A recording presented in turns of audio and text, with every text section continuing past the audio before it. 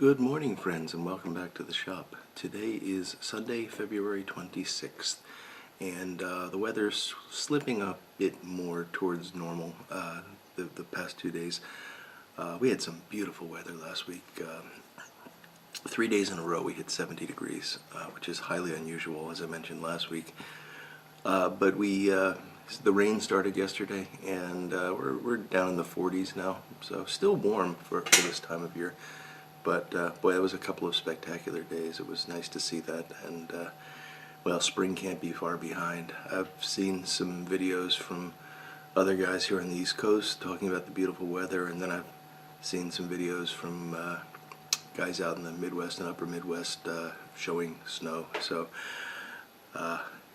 hope you're staying warm if that's what you need to do, and if you've had some of this great weather, I hope you've enjoyed it. So today I am smoking my Europe, and I'm smoking a really interesting tobacco. I'm not going to give too much information on this, just because it's not going to be something most of you are likely to be able to find. But this is called Mick McQuaid. This is Mick McQuaid Ready Rubbed, and this was given to me by Tim Hartle, who's one of my subscribers, who sent me a very generous yabo just before Christmas last year. And thank you, Tim. I'm enjoying this. It's a straight Virginia, which is occasionally nice. I'm a burley smoker, but I do sometimes like a straight Virginia. And this is really, for an over-the-counter tobacco, it's really surprisingly good. The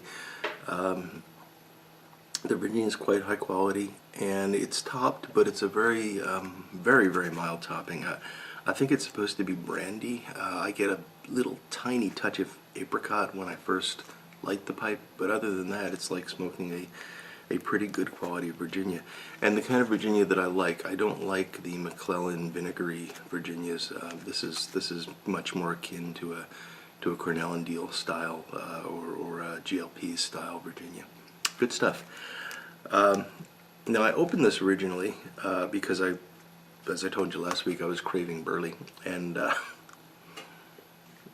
this didn't have any in it, but I didn't know that when I opened the pouch. But another tobacco that I've opened in my burley-deprived state that I've been in the past few days was this Missouri Meerschaum Missouri Pride, and this was also sent to me by a good friend who I'm not sure if he has a YouTube presence or not, but his name's Mike, and I won't go beyond that. But Mike was kind enough to send me some tobacco samples, and this Missouri Pride was actually quite a nice surprise. So this is a Virginia burley mix. It's very similar in a lot of ways, and that's why I'm talking about it, to the Mick McQuaid. But the Missouri Pride includes burley, and the burleys are prominent in it.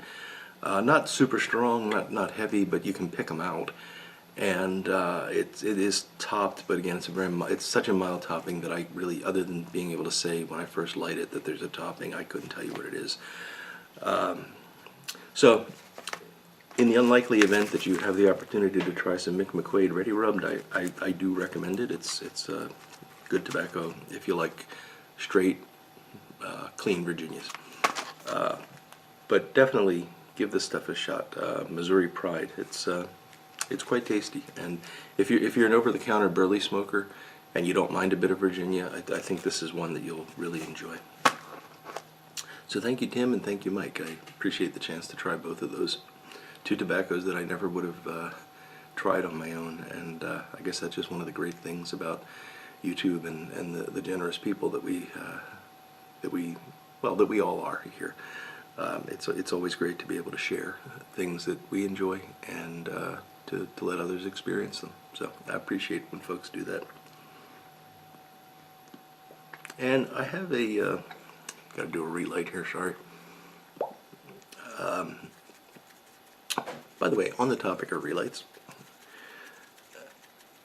there's two schools of thought on relights that I run into. You know, there are people that say you should do your charring light, tamp, light again, and then you should not have to light your pipe. And if you do, you're a lousy pipe smoker. And then there's people that say relight as often as you want, it doesn't matter, the point is enjoy the pipe. It's more reasonable.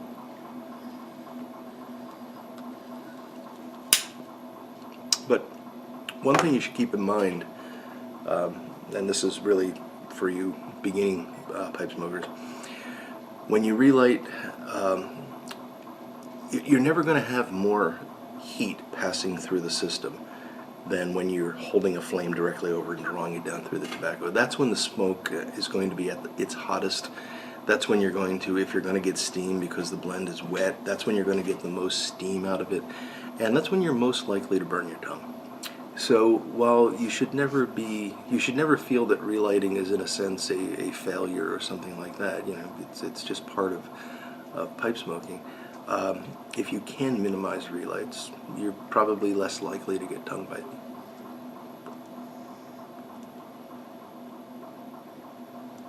And that actually brings me to a question that I got last week in the comment sections on one of my videos. And this was a question that was asked by someone by the name of Moritz, and Moritz goes by the YouTube handle of TeamBrutalDelux's. So Moritz asked about, you know, why I and other pipe smokers will occasionally, when they draw, put a few fingers over the bowl, like that. And it's a great question, because it's one of those things that I think many of us do completely subconsciously. And I have to admit, I don't recall anyone ever teaching me to do that. It's just something that I started doing one day. Excuse me. Good old 8 o'clock coffee. So Moritz wanted to know if it had something to do with increasing the flavor or something like that. And no, it's actually a really simple reason. And that is that I guess you could say it accelerates the burning, or it enhances the burning in some way. It basically has the same effect of blowing on a fire. If you've ever tried to start a campfire or light a fireplace, or if you've ever experienced something like a bellows in a fireplace, or even in a coal-fired foundry type situation. When you blow across the fire, when you move air, and really what's happening is you're moving oxygen more rapidly across a burning something. The burning process is actually a process called oxidation, and the oxygen is an important part of oxidation. Basically, a fire is a reaction of a flammable material with oxygen. So, if you want to accelerate the fire, you move oxygen across it. If you use the analogy of a soda straw, when you draw on a soda straw, it's the same thing as drawing on a pipe. And the volume that you're pulling through the straw, the actual volume of air that's coming in, is not determined by the straw. It's determined by your mouth. And ultimately, if you were just breathing in air, it's determined by your lung volume. But we're not inhaling into the lungs for the most part. So it's really our mouth that's determining how much air moves through the pipe. And that's going to be pretty constant from puff to puff, because that's what we're using the same mouth with each puff. So if you go back to the soda straw now and you make it more narrow, you're still pulling the same volume of air through that straw with one mouthful. But because it's narrower, you've got a smaller volume in that straw, and therefore you have to fill that straw more times in order to fill your mouth. And that means that the air has to be moving through that more narrow passageway more rapidly. And that's where this becomes relevant to the pipe. So if you move the air more rapidly through the tobacco, you're bringing more oxygen in per unit time, and you're increasing the burning rate. So by putting your fingers over the top of the bowl, what you're actually doing is you're restricting the amount of air that can come in relative to this big opening. You're basically narrowing the opening, and therefore you're increasing the speed that the air is moving through the tobacco. And by moving the air more quickly through the tobacco, it will burn more quickly. And the reason you want to do that is if you feel like you're starting to lose your light, you can sometimes get it going again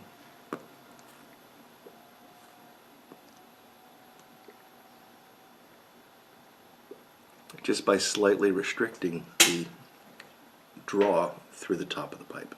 So 2 fingers over the top can sometimes save you a relight. So hopefully that made sense.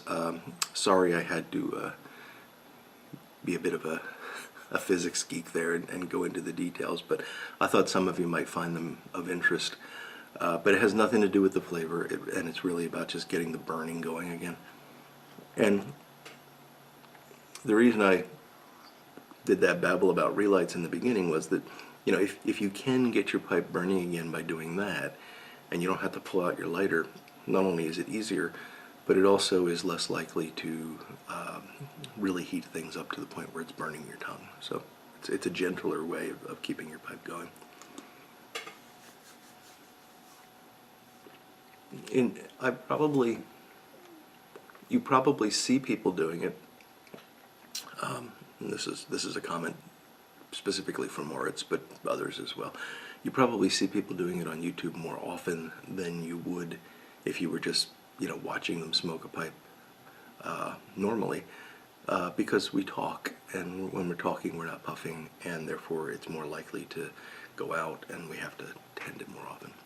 So anyway, that's a lot more than I think anyone needs to say about putting a couple of fingers over the top of the bowl. But it is a useful method, and it's one of those things that, you know, nobody ever teaches you. You just kind of either, I guess you see somebody do it, and then you try it yourself, and, you know, the light bulb goes off. I don't know. I don't remember how I started doing it, but it does work. It works quite well. So you will hopefully see the next installment in the Royal Ascot pipe restoration that I'm doing for Durham Duke. That will hopefully come out on this coming Wednesday. I do not have that video finished yet. The stem has been an interesting challenge on that pipe, and I'll talk a bit about the issues there. And it's all fine, and I love the challenge. It's been a lot of fun. But there was, I don't want to give anything away. There was an interesting twist that came in. But it's all going well. It's starting to shape up, and if all goes well, you'll see that next installment on Wednesday. If all doesn't go well, it may be Thursday, just because I may not have the time to get the video edited together. But we'll shoot for Wednesday, so hopefully you'll see that then. And beyond that, you know, things are well here. Everybody's happy and healthy, and the weather is okay. So I hope you're all having a great weekend, or had a great weekend, with today being Sunday, and are looking forward to a great week ahead. So I will, until we meet again, I will ask you all to take care of yourself and take care of those close to you. And until next time, I will look forward to talking to you all again very soon. Goodbye now.